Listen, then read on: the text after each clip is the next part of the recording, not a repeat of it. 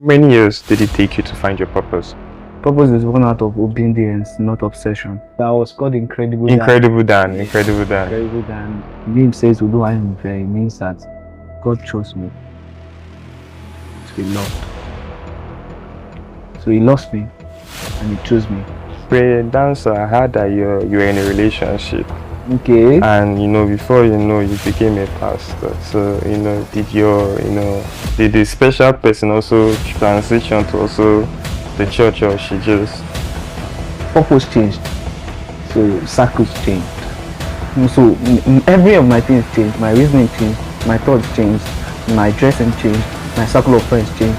So everything about my life changed.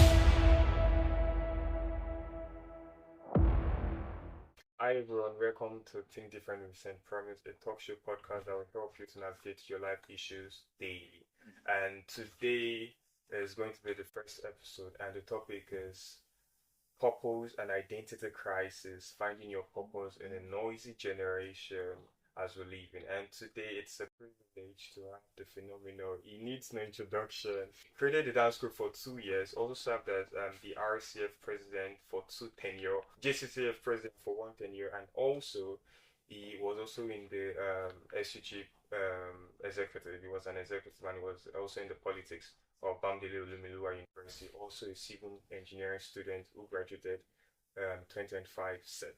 And it's a privilege to have you, sir. Yeah, thank you so much. Really appreciate it. Welcome to Think Different St.promise. Yeah. And It's good to be here. all right, how are you doing? I'm very well. And the talk show podcast is just to help people, think differently, shape their mindset to the right position. So now, the topic today, we're actually going to think differently. Okay. It's actually on purpose. Alright. So now, the question I'm asking right now is, what do you think about purpose? What's purpose? From my own perspective, I would actually say that purpose is what you're meant to do, what you are called in to do, your main reason for existence. But I think the right question should be, what is our identity? Because you need to know who you are before you know what to do.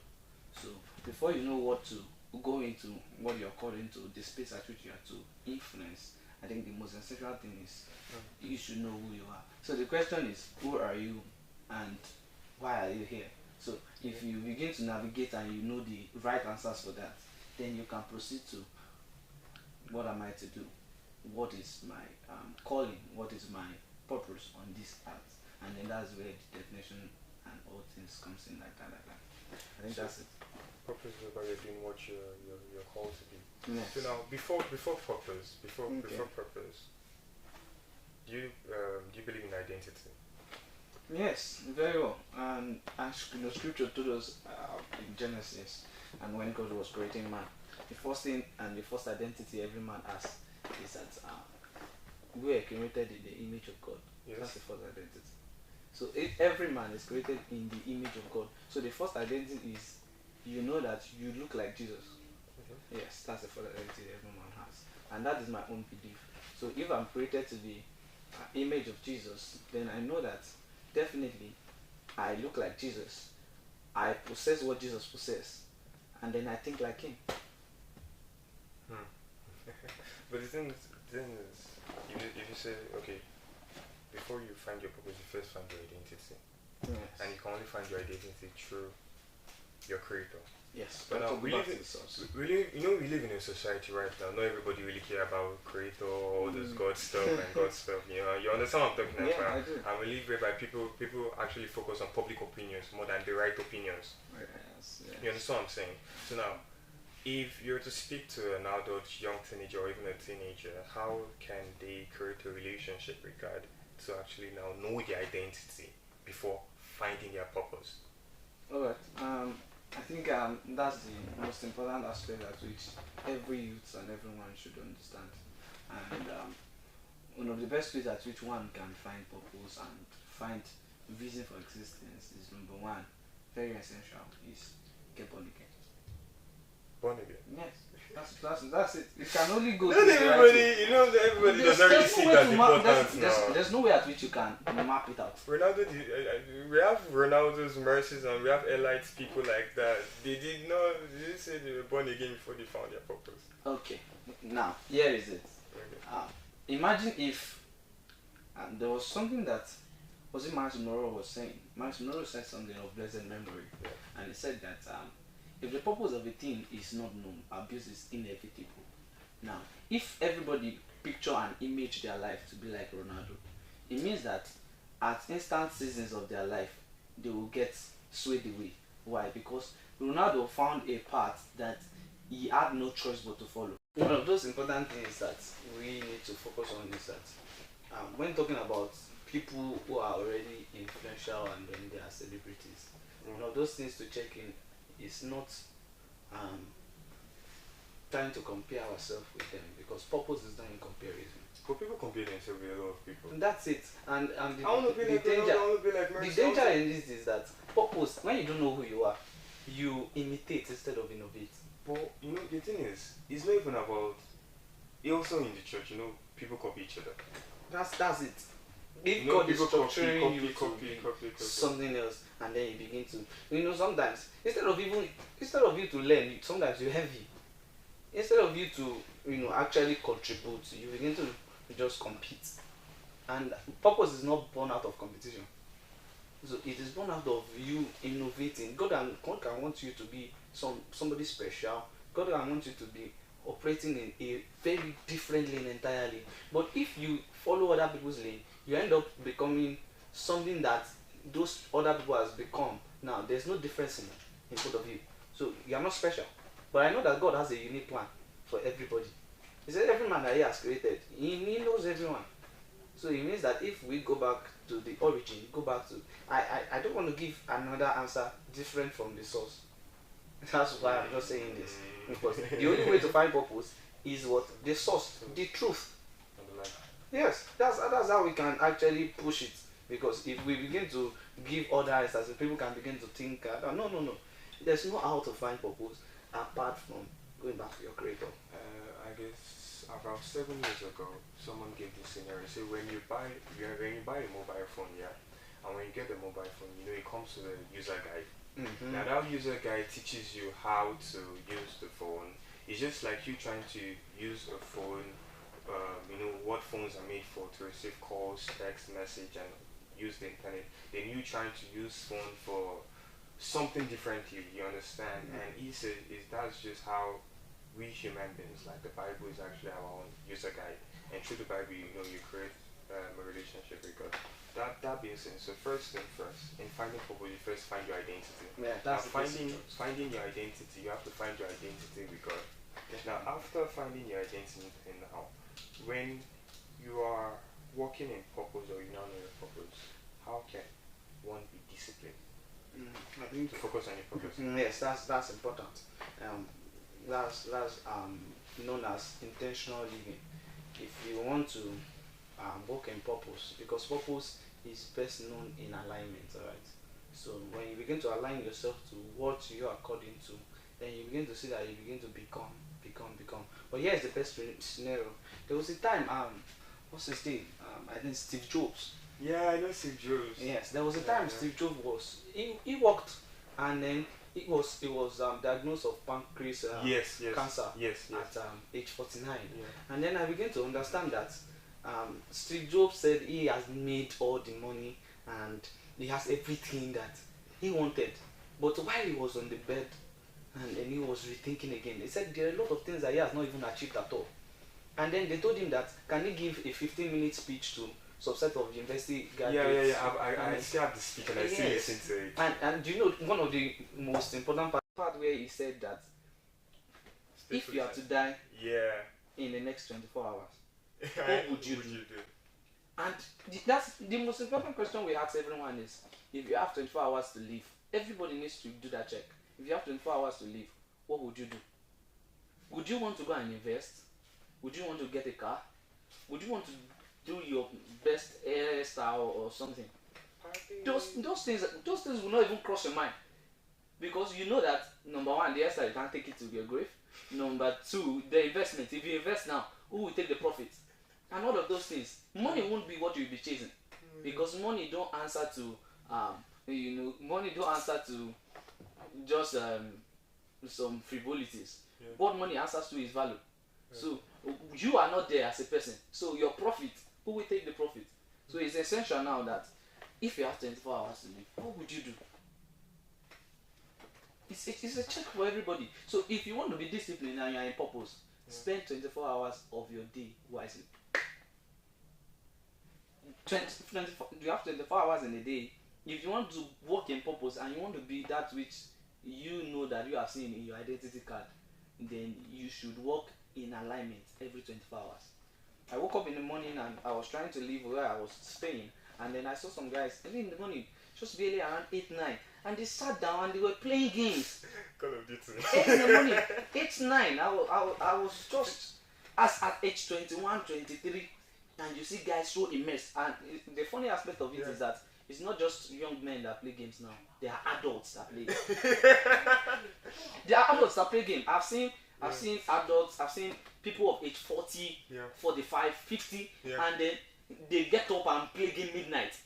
Like midnight. And then their wife is just always, because I've asked something very, very clear about that before, that the wife caught the husband playing game midnight. Midnight. There's something called YOLO, you only live once. Popular opinion, that is not most times always. That's it. So if you want to work in alignment and to be disciplined, see, forget what people say about you. TikTok, social media. Yeah, a lot of people are ticking and their life is not talking. Yes, a lot of people are on fronters and yet their life is not in front. Yes. So why chase pleasure when your destiny is not sure? So it's important that most of the things that we do, we sit right and try as much as possible that we put in intentionality into what we're doing. So that is what will make us get to where we imagine ourselves to become. So if every man can be intentional about their 24 hours, how I spend my time, because there are a lot of people, they are called to be economic giants, social giants, and they are not living with that same intentionality to achieve it, and they expect that they will jump there one day. And you have checked, even the Ronaldo you mentioned, have you checked the statistics of how Ronaldo do his workouts and everything? A lot. He did a lot of hard work. Yeah. How many youngsters can do that? They only want the GOAT mentality, and they want all those kind of things. Commitment. I feel like we live in a generation whereby everybody wants the result but cannot pay the price. You want the result but you cannot pay the price. When you find your identity now, this is your purpose. This is what you're supposed to do. The thing is that life is never meant to be actually easy. I study a lot of exceptional people: Muhammad Ali, Ronaldo, Cristiano Ronaldo, Kobe Bryant. And you know, one thing I learned about boxing was this: most times when I take a picture, I like taking a picture like this, and it got me this. It said, when it was actually one time when I was just sitting down and I was going through a lot, and I realized, life angles, and I realized that when you are in a boxing ring, you being a boxer like until Anthony Joshua and let's say Muhammad Ali, you understand? You being in a boxing ring, and now you, like me, St.promise, now in a boxing ring, and my opponent is life. You understand that scenario? And now I'm in the boxing ring, following the Muhammad Ali quote of "fly like a butterfly, sting like a bee." You understand? And I'm, 1, 2, 1, 2, and life comes and hits me one. For you to win, they either knock you out or count to them, and life hits you. You have two choices: to remain on the floor or to get back. The thing is, life would keep hitting you when you find your purpose. If finding your purpose is one of the hardest things, because you can have a lot of talent, but yet your purpose might not be your talent. Yes, that's it. Your purpose might be something that you might not even think of ever doing it. So when you find your purpose and you're not starting to do it, it will look very, very difficult. It will look very, very hard. You would actually have to separate for some people. You actually have to, one thing about purpose is it's not something you just do and you just live. No, it's something that this was the reason for your existence. So when life hits you and you're going on your journey in life, you're not meant to stop on the way. You're meant to get up. And one question I like to ask is actually, what were the sacrifices you had to pay? in your purpose. I know you were once a dance. I won't just say typical dancer because you created the dancing group. You know, you got registered it in student affairs years in Bamdelo Lumelua University, and you had some people and every single thing, and then you shifted to being a pastor and served in RSA for like 2 years. But what were the sacrifices? Just the sacrifices you paid in following and living that lifestyle and now engaging.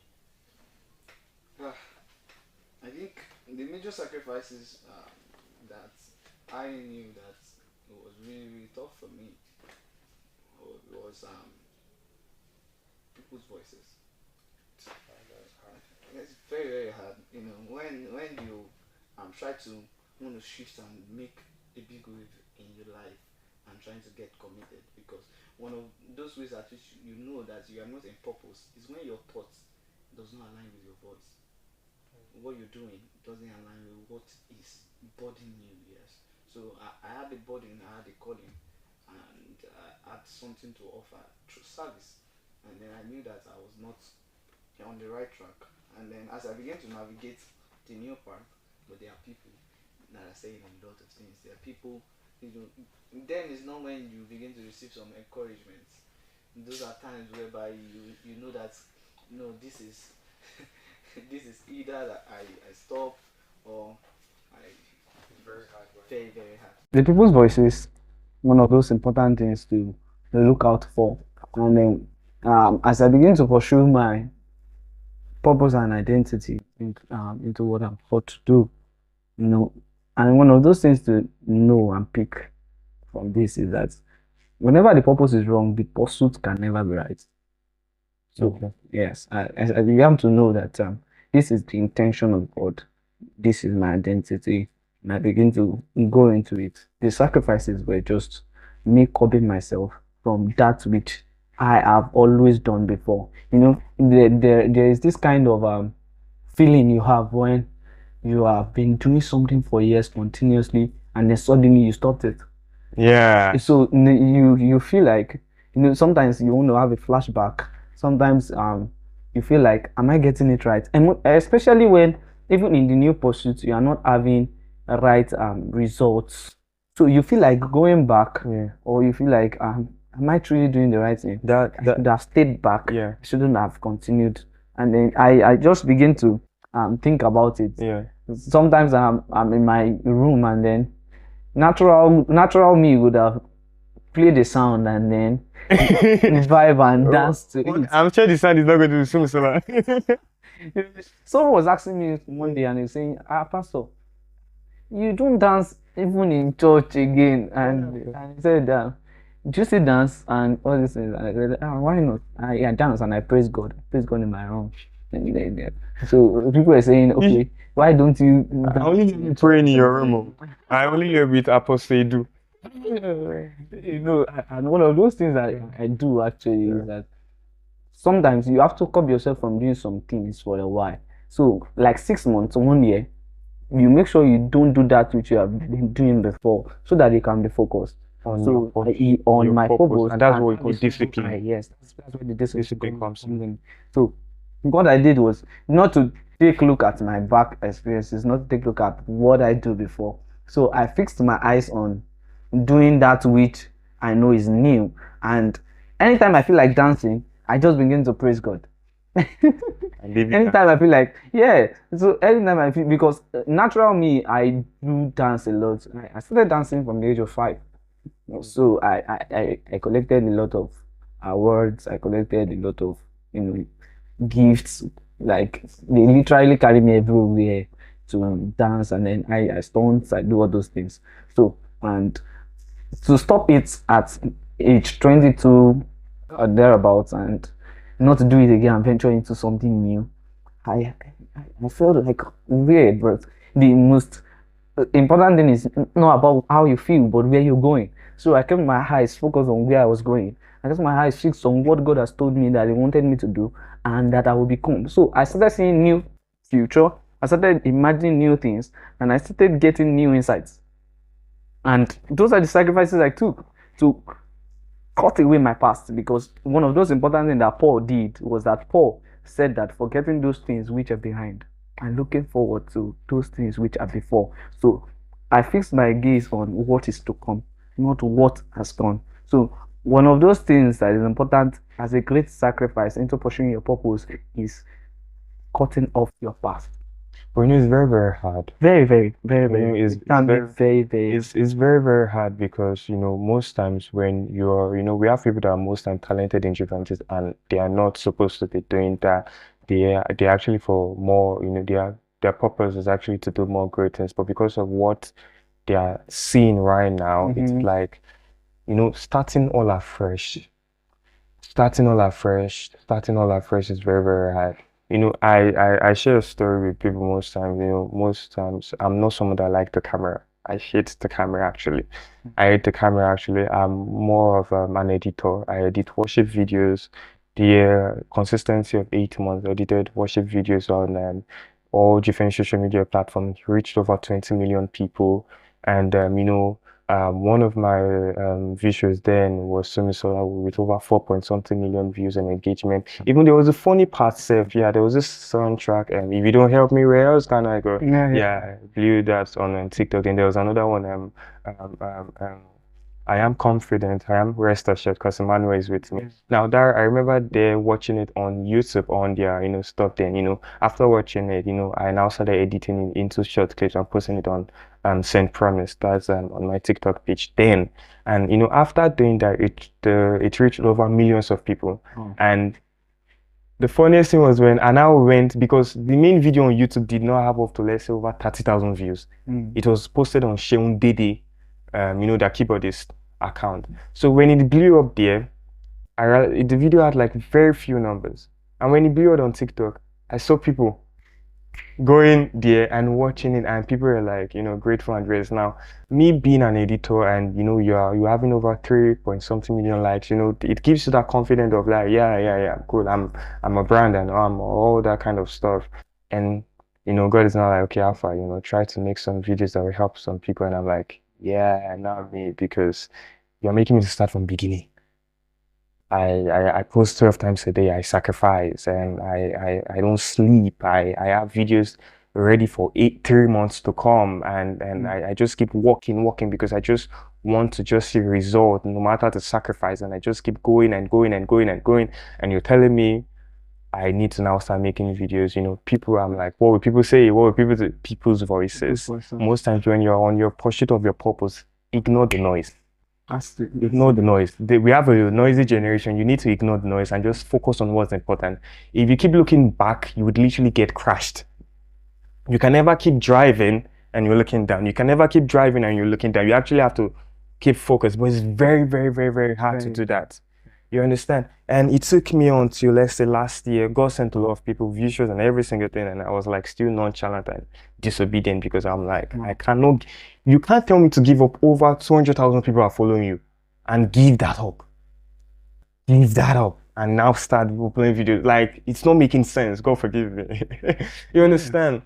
But eventually, when I started, first video on YouTube, when God calls a man. Second video, gratitude. Third video, the destination, and made some videos. And one day one young man sent me some minute voice notes, someone that is not calm, those kind of like jovial crazy people but not crazy. I was like, each video you uploaded and actually helped me navigate life. And I was like, oh wow. So the thing is, we live in a world whereby most times numbers should never make you feel you're working in purpose.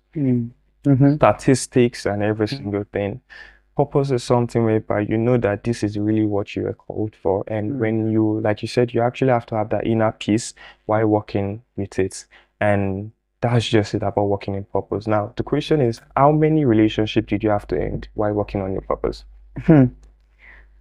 That's deep. Yeah. There was something I learned from my pursuits, and I discovered that when God tells you something, it definitely doesn't have to make sense. Yes, when God tells you something, it's not to make sense. It makes impact. So the impact is the essence of what God is calling you to do. So now, there were a lot of relationships I had to end then. Then while I was a dancer Yeah. on this campus, the one of those few things I did then, I wasn't from Ekiti. I was from Abuja. So when I came into this place, there were practically a lot of people who had little knowledge about technical know-how about what dance is and a lot of that. So I wanted to create something unique, and I wanted to bring in people into it. So I'm a person that loves excellence a lot. Yeah. So one of those few things I engaged in was start up a contract and then develop some few things. And then most important aspect of it was that I put in myself at the government office. I met some certain person. I never knew anyone in Ekiti, but I started from the government office. I performed in the government house. I performed around Ekiti, almost nearly places that we haven't gotten to outside of Ikere and all of those places. We have to just step up stages, and then we were known for our uniqueness. So, first set of persons that I need to put out are people that were not going my direction. Okay. So if you are called into a new direction or space, one of those few things that is important that you take note of is that people that are not in your direction, you have to first leave them. So I start friends that were not heading my direction. In fact, before I began to leave them, they began to leave me because my appetite had changed. What I was chasing had changed. So people began to leave me. I also began to take my own step. So I created my own cycle. So I began to choose my friends. So now, if I'm left with friends, maybe I barely have one or two that I call friends. Yes, maybe one or two. One or two. Yes. There's something, the first video I made, and it says, God told me, said, when God calls you, man, he breaks you, separates you. Yes. I remember one quote he said, some relationships are going to end. Some relationships are going to end. Some relationships are actually going to end. But you actually have to be hopeful for the one in the future. Some relationships are going to end. Some relationships are going to end, but you actually have to continue. But one thing I would like to ask is, in a noisy generation like this, whereby people most times, before finding identity and the rest, how can they actually be consistent? Consistency. Consistency in a noisy world. One of those things that is important in being consistent in the world is sticking to the desires of God. That's how to be consistent. Your consecration should matter to you. What makes you should be what you should keep doing. So, if as I am, there were new appetites at which I developed as much as I began my work, and I began to pursue my own purpose and my reason for existence. And one of those few things I did was that I began to get what keeps me so that I can't be separated, just like the scripture says.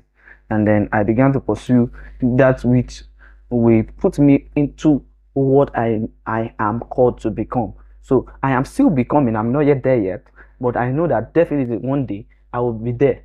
So one of those things I gathered was first to know my strength and my weakness. Then I developed my weakness to become a strength. So if I know I'm weak in this area, I started to work myself into it. I gathered books. I read like I was going to die. I read books. I wanted to learn more. I was inquisitive around knowledge. I wanted to know how people are knowledgeable. I studied about people, great people, and then I began to read their books. I know a man of wisdom, full of so much wisdom, a teacher, Masmoro. I started to read books. I started to read books on a lot of things, and then I begin to channel that focus into what I'm going to be, and from there I stick with it, and I know my strengths in prayer, my strengths in study, my strengths in fasting, my strengths with the work of the Lord. I began to pour myself into service. Yes, and those were one of those things that kept me going up until now. Now, on the journey of purpose, were there times where you actually wanted to give up? Giving up. How did you react to the term giving up? And there were times, in which I felt down. There were times in which I felt betrayed. There were times in which I felt like it was all just going hand and end.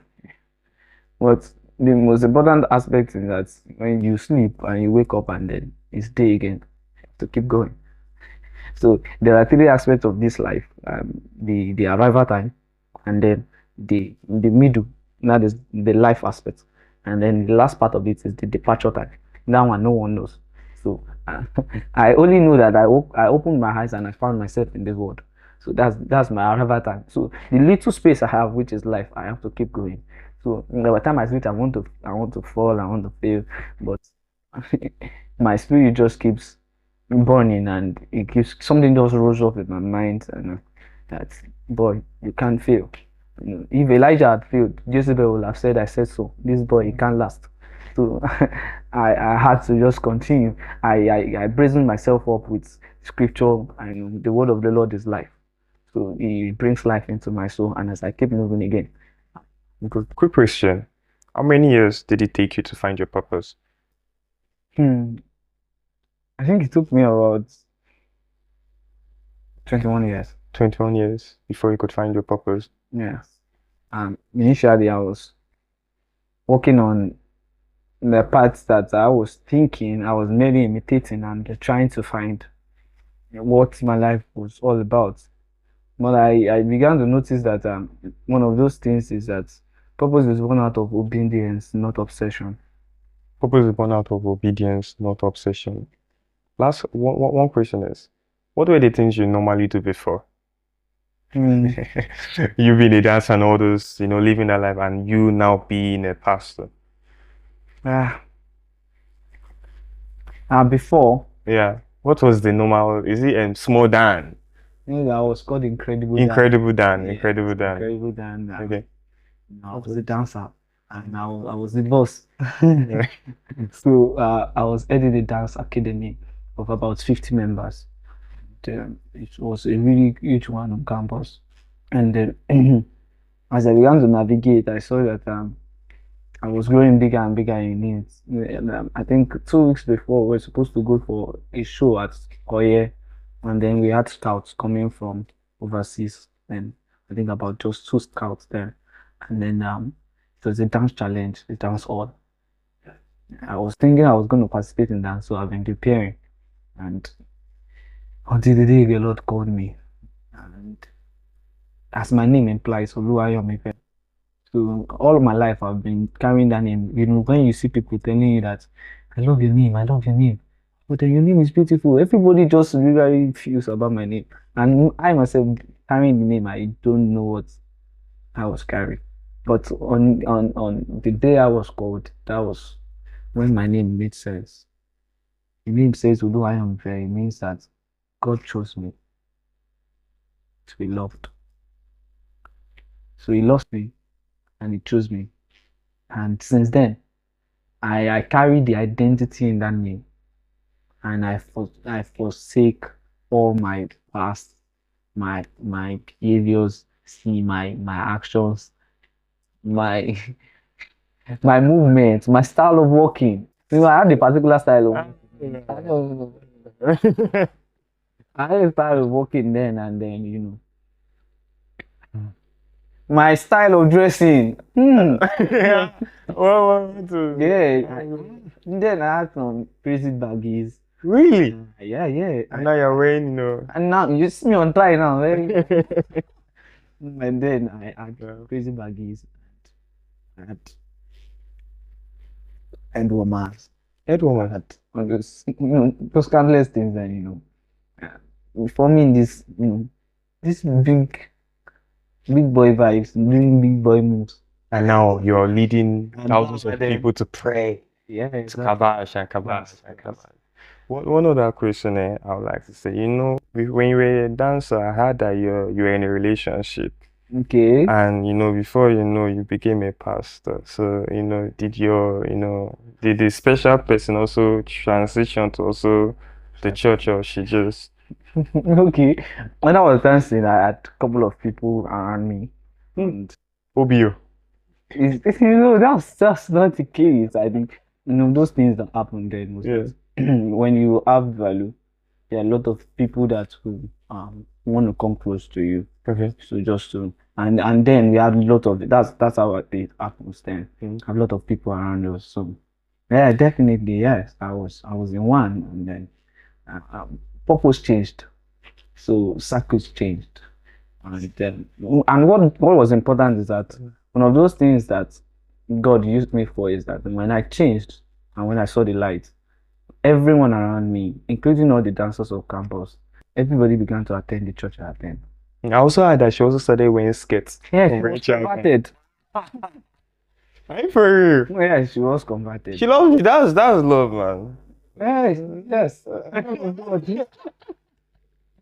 That was it, and everyone began to follow what I followed. Because they're like, for you to change. So yeah, exactly. You to change. The thing that changed them was not what I said, because I didn't speak a lot of words. I only told them I was leaving, and when I left as the one who started the academy, definitely there were people who took it up to continue the academy.